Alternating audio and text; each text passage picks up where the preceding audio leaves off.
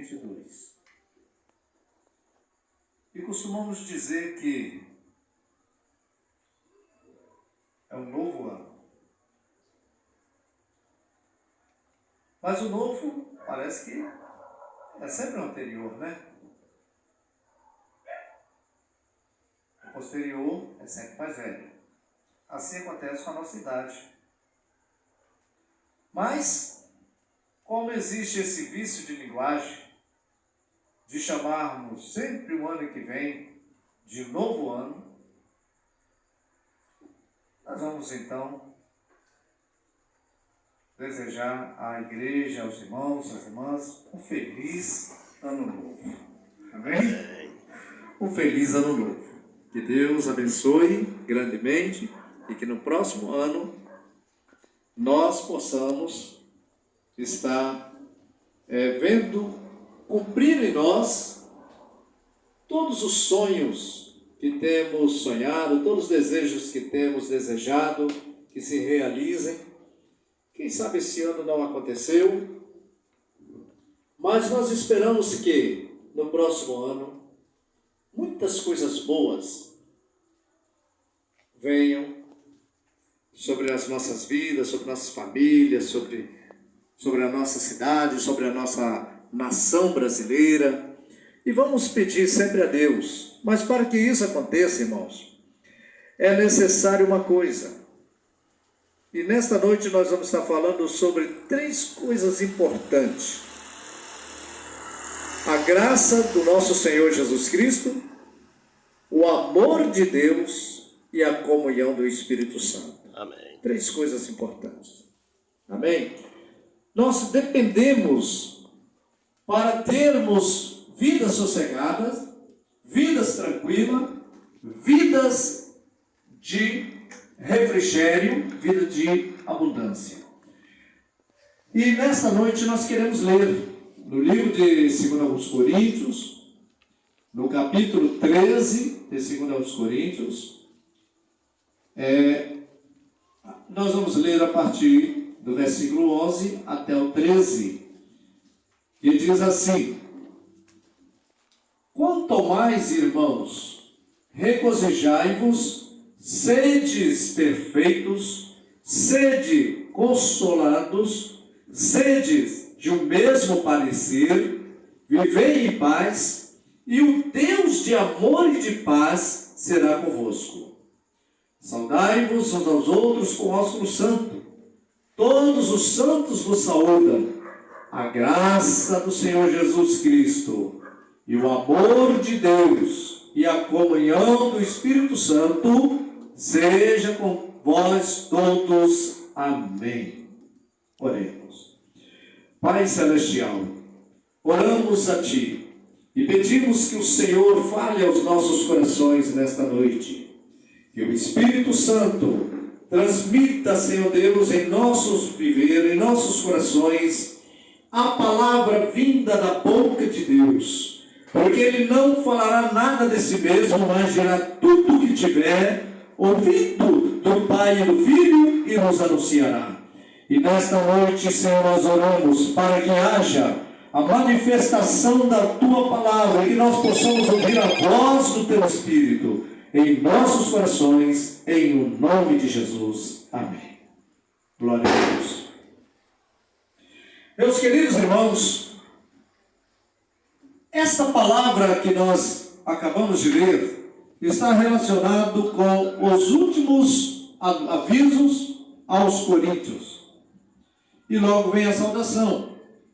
E esta é a 3ª vez em que o apóstolo São Paulo vai ter com os coríntios, com os irmãos ali, para que ele possa estar transmitindo a eles de uma forma mais presente aquilo que anteriormente ele já havia dito, né? Então ele diz: pela 2ª vez o digo, e quando estava presente, mas agora estando ausente, o digo aos que antes pecaram, e a todos os mais que Se outra vez for, não lhes perdoarei. Então Paulo está buscando aqui uma palavra para a igreja de Corinto. E agora, no final, ele está dizendo para que houvesse um exame se eles estavam permanecendo na fé. No versículo 5 do 13, ele diz: examinai-vos a vós mesmos se permaneceis na fé. Ele está dizendo para a igreja: provai-vos a vós mesmos, ou não sabeis quanto a vós mesmo que Jesus Cristo está em vós. Muitas pessoas perderam a verdadeira comunhão com Jesus Cristo. Já não tem mais convicção, já não tem mais certeza se está ou não andando com Cristo. E Paulo diz: olha, examinai-vos a vós mesmos. Como estão os seus pensamentos? Como estão as suas palavras? Como estão as suas atitudes? Como está a sua maneira, a sua convivência no dia a dia? É a convivência de alguém que está com Cristo, que está andando com Jesus. Quando Pedro, após a cura do paralítico ali junto à porta formosa, foi levado perante as autoridades, Pedro e João, e eles então estavam proibindo que Pedro falasse no nome de Jesus. E Pedro então disse para eles: julgai entre vós mesmos, se é lícito deixar de falar do que temos visto e ouvido. Se temos que deixar de obedecer a Deus para obedecer a vocês, julgue o que é correto. Deixar de obedecer a Deus para obedecer aos nossos caprichos? Deixar de obedecer a Deus para obedecer à voz dos homens? Deixar de obedecer a Deus para fazermos a vontade do mundo? E Pedro então colocou eles nessa questão dizendo: julgai entre vós mesmos, se devemos obedecer antes a vós do que a Deus. E é claro que, tão logo eles saíram dali, eles foram para a praça para continuar onde havia parado. Para continuar falando do amor de Jesus Cristo, do amor de Deus. Então aqui ele diz: examinai-vos a vós mesmos se permaneceis na fé. Provai-vos a vós mesmos, ou não sabeis quanto a vós que Jesus Cristo está em vós? Jesus está ou não está em nós? Então quando eles saíram, eles então disseram assim: verdadeiramente esses homens estiveram com Jesus. Amém? É por que eles reconheceram? Porque eram homens iletrados, eram homens que não tinham uma faculdade, eram homens que não tinham passado pela escola de Gamaliel, eram homens que não tinham uma formação acadêmica, mas no entanto foram homens que estiveram dia a dia com Jesus e aprenderam a mansidão de Jesus, aprenderam as palavras de Jesus e agora estavam cheios do conhecimento, da certeza, da convicção e falavam com toda a ousadia. Esses homens estiveram com Jesus. É bom estar com Jesus, porque quando nós estamos com Jesus, nós vamos falar como Jesus. Quando Moisés desceu do monte, depois de estar 40 dias e 40 noites com Deus, ele desceu do monte com a pele do seu rosto brilhando como a luz de um sol. E ele precisava colocar o véu sobre o seu rosto por causa do brilho da pele do seu rosto que brilhava intensamente. E por que a pele do rosto de Moisés brilhava? Porque ele estava na presença de Deus durante 40 dias e 40 noites. Você quer ter uma beleza espiritual? Vá na presença de Deus. Permanece na presença de Deus, na oração, no jejum, na consagração, estudando a palavra de Deus, vivendo a palavra de Deus. Então você terá uma diferença, um referencial neste mundo.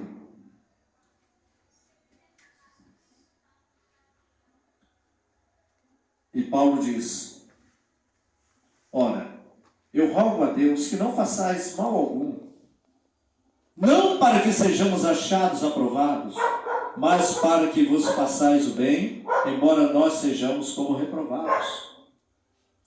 E agora, meus queridos, nós vemos aqui a parte. Paulo diz: porque nos regozijamos de estar fraco, quando vós estáis forte. E aqui diz: quanto mais, regozijai-vos no Senhor, sedes perfeitos. Se há uma coisa que Deus espera do Jacinto, que Deus espera de cada um de nós aqui, é que nós busquemos com toda sinceridade, com todo empenho, uma busca à perfeição. Paulo diz: ora, como é perfeito aquele que vos chamou, sede vós perfeitos em toda a vossa maneira de viver. Então nós pensamos: mas eu sou tão pecador, eu sou tão fraco, eu sou tão imperfeito. Sim, e é por isso mesmo que aonde há imperfeição, Deus quer que haja perfeição. Aonde há fraqueza, Deus quer que haja fortalecimento. Aonde há tristeza, Deus quer que haja alegria. Aonde há sofrimento, Deus quer que haja agradecimento. Porque em tudo Paulo fala, né? Quando eu estou fraco, aí é que estou forte. Eu me regozijarei mais quando eu estou triste, quando eu estou abatido, quando eu estou passando por alguma necessidade, porque quando isso está acontecendo comigo, aí é que eu estou me aproximando cada vez mais de Deus. E quando eu me aproximo de Deus, então as coisas começam a favorecer. Então ele diz: sede perfeitos, sede consolados, sede de o mesmo parecer, de concordância, de não querermos um ser melhor do que o outro, mas de sermos todos no mesmo nível de humildade, de sinceridade, de fervor, buscando a presença de Deus e ajudando um ao outro levar as suas cargas, fortalecendo aquele cujo joelho está desconjuntados. Viver em paz. E agora ele diz: o Deus de amor e de paz será convosco. Porque se nós chegarmos para Deus e falar: Senhor, eu não consigo, está difícil, imediatamente ele via o socorro, imediatamente ele via a solução. Não é dele que vem a solução para os nossos problemas? Não é dele que vem a vitória? Não é ele a fonte da felicidade? Então agora ele disse uma coisa: sabe aquele irmão, aquela irmã que às vezes você não tem simpatia por ele? Que você não tem simpatia por ela? Talvez isso não deve acontecer na igreja do Senhor, mas pode acontecer. Paulo mesmo disse que havia um tipo de relacionamento mal resolvido dentro de certa igreja, e ele disse: olha, vivei unidos, vivei em paz. E agora ele está dizendo aqui algo mais importante ainda.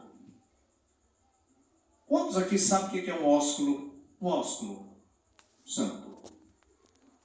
Já ouviram falar de ósculo? Nós não sabem. Quantos sabem o que é um ósculo? Não sabe? Vocês estão aí falando, o que é um ósculo? O que é um ósculo? Pois eu vou dizer para vocês, olha aqui que Paulo está sugerindo aqui. Saudai-vos uns aos outros com ósculo santo. Saudai-vos uns aos outros com beijo.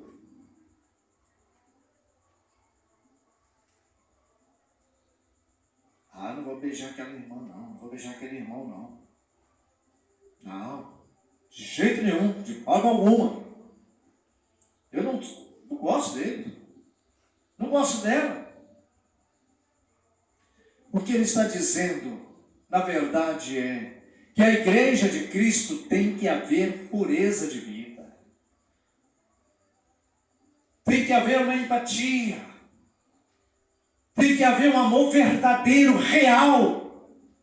Tem que haver sinceridade, porque se dissemos que amamos a Deus, mas aborrecemos os nossos irmãos, nós somos mentirosos.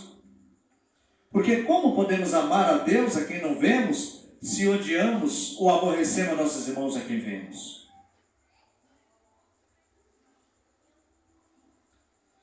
Saudai-vos uns aos outros com ósculo santo. Todos os santos vos saúdam. E agora, finalmente, para concluirmos, a graça do Senhor Jesus. O que é a graça? É um favor imerecido. A graça é um favor imerecido. É uma dádiva. É algo que Ele nos dá, não porque merecemos, mas porque, na verdade, não merecemos. E quando nós vemos esta graça do Senhor Jesus se manifestar, nós vamos citar aqui alguns exemplos. Primeiro, a vida de Cristo era uma vida de renúncia de si mesmo. Ele se dedicava a uma vida intensa de comunhão com Deus, altas madrugadas de oração, altas noites de oração, momentos de retiros, para poder estar a sós com Deus, intercedendo em favor daqueles por quem Ele haveria de dar a sua própria vida. E na oração sacerdotal nós vamos encontrá-lo, ele dizendo exatamente isso: não rogo somente por esses, mas por todos quanto ainda hão de crer em mim. A sua vida, isso é graça, né? A sua morte na cruz do Calvário foi uma graça. Quando ele estava ali sendo chicoteado, cuspiram nele, colocaram aquela coroa de espinho sobre a sua fronte, quando pregaram aqueles pregos nas suas mãos, nos seus pés, tudo o sofrimento que ele estava passando foi um sofrimento porque Ele nos amou. E se Ele nos amou, Ele se submeteu a todo tipo de sofrimento como graça imerecida. Por que Ele sofreu tanto? Porque Ele foi tão injustiçado, tão injuriado, tão flagelado? Porque Ele nos amou. Então essa graça do Senhor Jesus, para que nós pudéssemos hoje ter reconciliação com Deus, para que pudéssemos hoje ter o nosso nome escrito no livro da vida do Cordeiro, para que pudéssemos hoje ter dentro de nós um conhecimento e o Espírito Santo morando em nossas vidas. Tudo devido à graça do Senhor Jesus Cristo, tudo devido ao amor de Deus. E quando se fala do amor de Deus, vem o texto áureo da Bíblia. João capítulo 3, versículo 16. Porque Deus amou o mundo de tal maneira que deu seu Filho unigênito, para que todo aquele que em Jesus crê não pereça, mas tenha vida eterna. Nós vemos aqui agora a graça e o amor numa verdadeira união, numa verdadeira cumplicidade, para que pudéssemos ser redimidos da nossa vã maneira de viver, dos nossos pecados, da nossa cegueira espiritual, da nossa ignorância, de sermos tirados do lamaçal do pecado e sermos transportados para a rocha que é Cristo.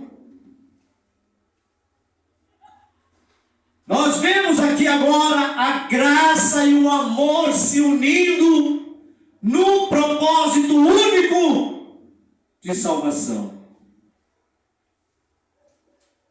Nós temos uma terceira, e a comunhão do Espírito Santo. Esta coinonia, esta comunhão, da qual Jesus expressa também na sua oração, dizendo: Pai, glorifica o teu Filho com a glória, com a mesma glória que tivemos antes da existência do mundo. Naquele momento houve um trovão, mas não era um trovão, era Deus falando. E as pessoas disseram: esse trovão veio por causa dele. Não, não era um trovão, era Deus falando. E Deus estava falando através daquele, a sua voz soou como a voz de um trovão e dizia: eu já o glorifiquei e o glorificarei ainda. Amém? O que Deus está dizendo: eu estou glorificando a ti, meu filho, porque você vai trazer muitos filhos à glória, porque você vai trazer a sua morte na cruz, não vai ser uma morte em vão. A sua morte vai trazer fruto, vai trazer resultado. Pessoas que estão aprofundadas no pecado vão me encontrar a salvação, vão ter paz comigo, vão ter reconciliação, vão ter direito de entrar na cidade santa pelas portas. Tudo por causa da graça e do amor de Deus. E agora o Espírito Santo une. Ele traz uma comunhão. Ele traz algo tão sublime, tão glorioso. Antes de sair de casa, eu estava pensando: quantas pessoas hoje não têm o pai, não têm o filho, simplesmente porque não têm o Espírito Santo. Mas já tiveram pai, mas já tiveram filho, mas perderam a comunhão do Espírito Santo. E quando se perde a comunhão do Espírito Santo, perde tudo. Porque o Espírito Santo nos une ao Pai. O Espírito Santo nos une ao Filho. E quando nós temos a comunhão do Espírito Santo, nós podemos dizer: eu tenho o amor de Deus na minha vida. E quando o Espírito Santo, nós temos a comunhão do Espírito Santo, nós podemos dizer: eu vivo pela graça de nosso Senhor e Salvador Jesus Cristo. Porque é pela graça que sois salvos, por meio da fé. Amém? Os irmãos estão entendendo? Jesus disse: se você blasfemar contra o Pai, você pode ser perdoado. Se você blasfemar contra o Filho, você pode ser perdoado. Mas não blasfeme contra o Espírito Santo. Porque se você blasfemar contra o Espírito Santo, você vai viver sem perdão. Tanto nessa vida, como na além. É impossível a pessoa perder a comunhão do Espírito Santo e permanecer na graça. É impossível a pessoa perder a comunhão do Espírito Santo e permanecer no amor. Porque vai ficar uma pessoa iracunda, uma pessoa agressiva, uma pessoa irritadiça, uma pessoa sem paz no coração. Amém? Então vamos ter essa comunhão com o Espírito Santo. Sabe por quê? Seguir a paz com todos e a santificação, sem a qual ninguém verá o Senhor. Deixo enfatizar para que vocês entendam a importância do Espírito Santo na nossa vida. Sem o Espírito Santo não podemos ver o Senhor. Sem o Espírito Santo, que é o nosso selo, com o qual fomos selados para o dia da nossa redenção, nós não subiremos. Sem o Espírito Santo, nós não seremos conduzidos ou guiados em toda a verdade. Sem o Espírito Santo, nós não iremos a lugar nenhum, porque foi o Espírito Santo quem conduziu Jesus ao deserto para ser tentado pelo diabo. Foi o Espírito Santo que deu a Jesus Cristo autoridade e poder para realizar a obra de Deus. E é o mesmo Espírito. E concluindo agora com essas palavras do Senhor Jesus, quando ele estava para ser recebido no céu, ele olhou para aqueles 500 irmãos, dos quais somente 120 deram ouvido e obedeceram. E ele disse: não vos ausenteis da cidade, até que o alto sejais revestido de poder. Vamos permanecer na presença de Deus, orando, jejuando, buscando a presença para ouvirmos a voz do Espírito Santo. Se hoje ouvirdes a sua voz, não endureçais vossos corações. Amém? Eu deixo essa palavra no final deste ano, para que no próximo ano, nós sabemos que a vida do Senhor está cada vez mais próxima, que nós possamos nos preparar para encontrarmos o Senhor nos ares. E assim estaremos para sempre com Ele. Que Deus em Cristo Jesus nos abençoe. Amém.